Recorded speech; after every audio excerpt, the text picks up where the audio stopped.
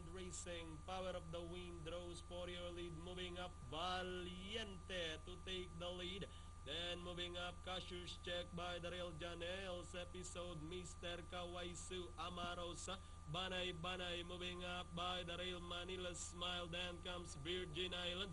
Race Taker followed by Dreammaker. Third last, Hakuna Matata, Strike Force. And trading the group is Smarty Pants heading towards the last 600. Valiente this time by about a length and a half. Janelles episode closing in second and down in third. Mr. Kawaisu followed by Banay Banay. Power of the Wind moving up. Amarosa. Then comes Race Taker, Dreammaker as they turn for home.